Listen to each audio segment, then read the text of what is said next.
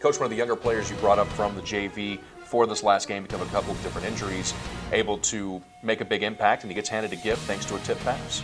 He did. Amaury, was kind of forced into some action the other night, and he's started every game on JV, and like you said, we had an injury, and we brought him up.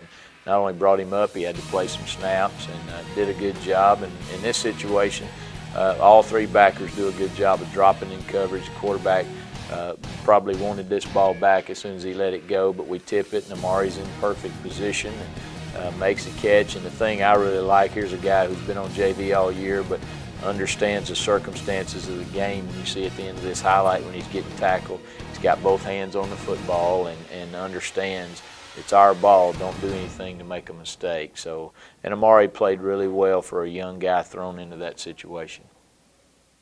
Inside Tiger football now, talking to our Defensive Player of the Week, Amaury Del Real. Yes, correct? Sir. Okay. Yes, sir. It's a name that I didn't have to call to the last game of the season as you got called up from JV and got to dress out for the final game of the season. And what a debut, huh?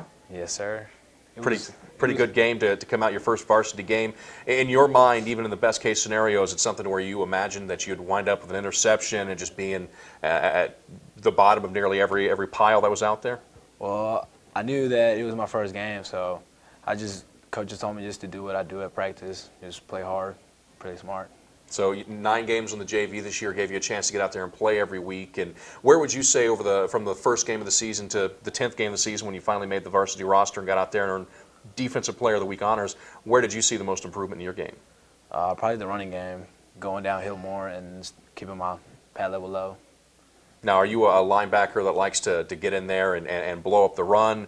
Do you like to drop back in coverage and get those interceptions every now and again? What do you like the most? Well, I like hitting the run more, but I'm a better coverage. Is there a linebacker that you watch either at the college level or the NFL level that you really kind of see yourself in him when you're out there on the field? Yeah, I feel like Ray Lewis is my favorite linebacker. Not a bad one to go with, right? Yes, sir.